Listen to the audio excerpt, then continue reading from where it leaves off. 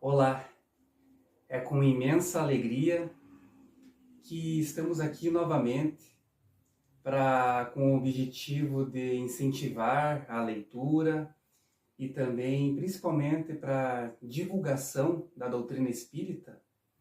Vamos iniciar a nossa leitura, mas antes quero agradecer a Messe de Amor por essa oportunidade bendita e também vamos, em louvor a Deus, a Jesus, elevar os nossos pensamentos, os nossos corações e em agradecimento vamos orar. Pai nosso, que estais no céu, santificado seja o vosso nome, venha a nós o teu reino, seja feita a tua vontade, assim na terra como no céu. O pão nosso de cada dia nos dai hoje. Perdoai as nossas ofensas, assim como nós perdoamos a quem nos tem ofendido. E não nos deixeis cair em tentação, mas livrai-nos do mal. E assim seja. Hoje vamos ler o capítulo 10 do livro Primícias do Reino. Vou pedir licença para iniciar a leitura e espero que todos possam estar acompanhando e se sintam motivados a estudar, a ler o livro, porque a doutrina espírita está contida toda em obras, né? Então, nada mais do que a gente ter a atitude de ler e estudar, principalmente se puder, se tiver oportunidade em grupos de estudos, que também é muito válido e a gente acaba aprendendo ainda muito mais. Embaixadores da Esperança. Betabara, ou Casa da Passagem, demorava-se num val do Rio Jordão, onde as caravanas se encontravam para pernoites, após atravessarem o rio em busca das cidades distantes.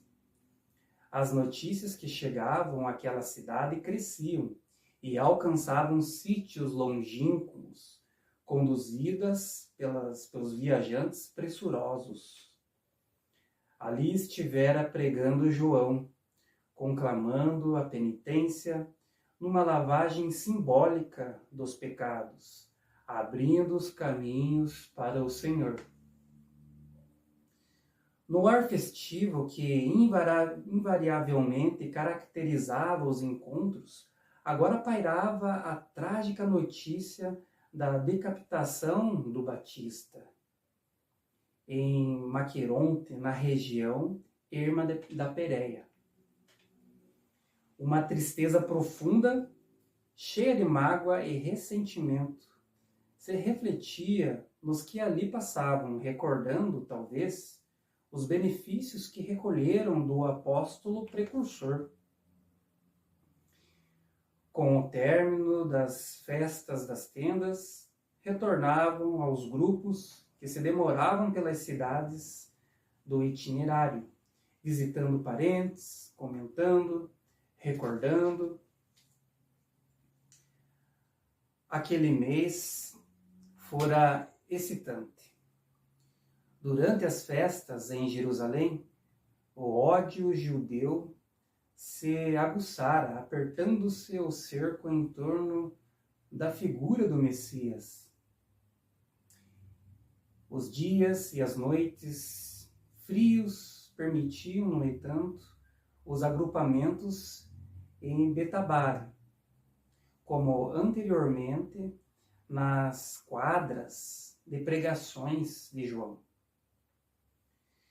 2 anos atrás, o Rabi passara por aqueles sítios e sua alma continuava impregnada das emoções sublimes que a visitaram quando se acercara das águas frescas e deixara-se batizar para que se cumprisse o que estava escrito. A permanência agora se faria mais demorada. A região da Pérea necessitava dele. Os dias passava-os escutando os sofredores, atendendo aos enfermos, oferecendo as diretrizes do reino. As chuvas caíam fortes naquela época do ano, espalhadas por lufadas poderosas de vento. Eles chegavam em grupos provenientes de vários lugares. Durante todo o dia apareciam, desciam as encostas do rio na direção de Betaraba. Traziam no semblante as alegrias indizíveis da tarefa cumprida e do dever concluído. Os corações cantavam salmodias, aguardavam ansiosos o momento de narrarem as ocorrências felizes da jornada encetada. Aqueles homens não haviam visitado apenas as cidades populosas e as estradas reais. Estiveram nas aldeias e venceram os caminhos das montanhas abertas pelas cabras. Revezavam-se no afã apostólico, abriram clareiras e prepararam a sementeira. Reuniram grupos à borda do largo, nas praças, nos mercados, junto às tendas. Agora desejavam relatar. A manhã brumosa ocultava o sol comumente causticante naquela região. As árvores estavam sombreadas pela bruma pesada. As chuvas cessaram e a terra úmida parecia exultar de esperanças, como se aguardasse feliz semeadura. Esperavam ansiosos a presença do Rabi, que saíra a atender necessitados das cercanias. E enquanto esperam, recordam. O mestre fizera amigos entre os que o ouviam. Todos eram beneficiários do seu amor e tudo fariam por atestar-lhe gratidão. Exultavam de júbilo ao ouvi-lo pregar. Depois de escolhidos 12, que se encarregariam de espalhar a promessa do reino próximo, ele os chamara dentre os que, na multidão, o escutavam e amavam. Dissera-lhes algo comovido: a seara é grande, mas os obreiros são poucos. Rogai ao Senhor da seara que envie obreiros para a sua seara. Ide, eis que vos mando como cordeiros ao meio de lobos. Não leveis bolsas, nem alforge, nem alparcas. Em qualquer casa onde entrardes, dizei primeiro: paz seja nesta casa. Se aí houver algum filho da paz, repousará sobre ela a vossa paz. E se não, voltará para vós. Ficai na mesma casa, comendo, bebendo, do que eles tiverem, pois digno é o obreiro do seu salário. Não ides de casa em casa. Em qualquer cidade que entrardes e vos receberem, comei do que vos puserem diante.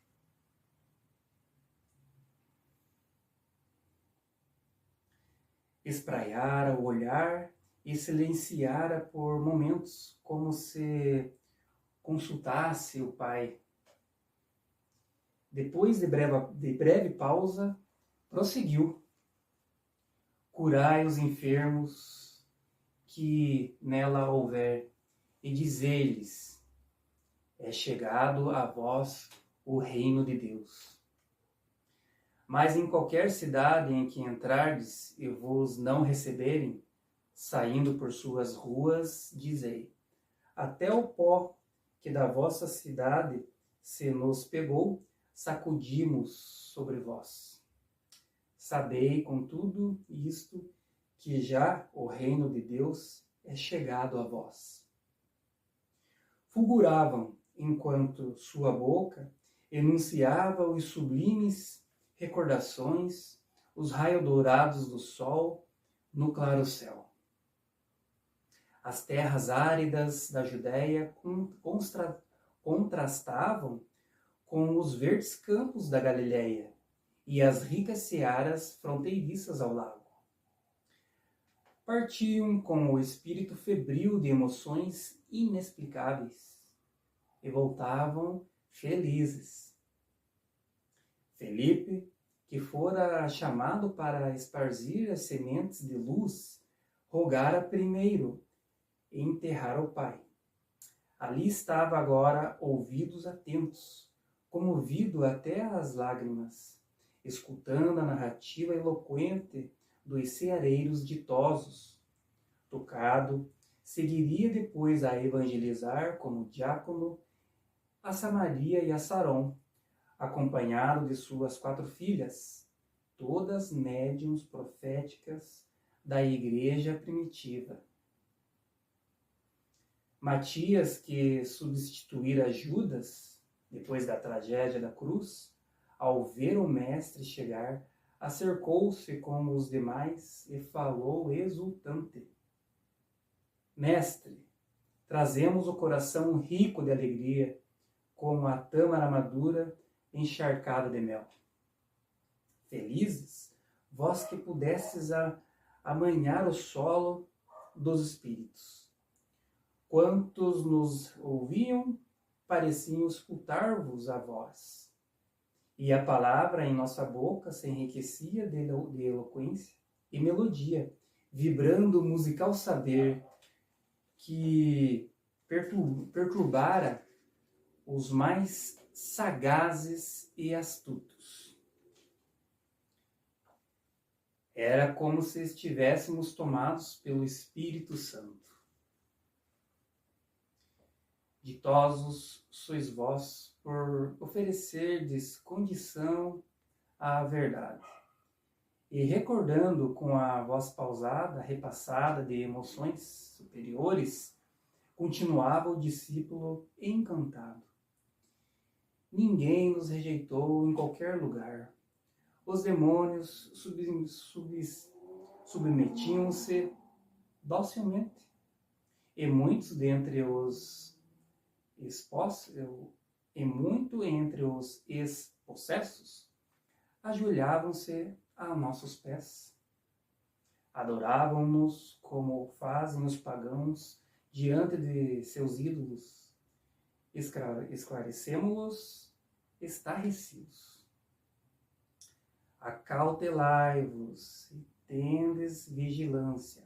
O mal é untuoso e a presunção envenena o espírito. Bem sei o que fizestes, eu vi o espírito imundo cair, atraído aos abismos, mas isto não é o bastante. Não experimentamos sede, nem fome, nem dor. Levantamos paralíticos em vosso nome, abrimos olhos apagados à luz e colocamos nossas mãos sobre eles, chamando por vós. Eu vos acrescento a força de resistirdes ao mal, ao inimigo da verdade, submetendo serpes e escorpiões aos vossos pés, mas ainda não é o suficiente. Não foram poucos os que se levantaram para cantar hosanas depois de que explicamos os dias em que vivemos e o que ouvimos de vós e o que temos visto.